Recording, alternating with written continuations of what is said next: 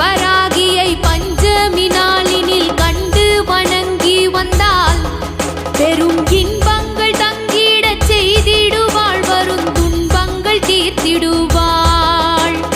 சிங்கத்தின் மீதினில் வந்தருள் செய்திடும் சிந்துர வண்ணத்தினாள், அன்னை செங்கையில் சங்குடன் சக்கரம் கொண்டவள் விஷ்ணுவின் அம்சத்தினாள்.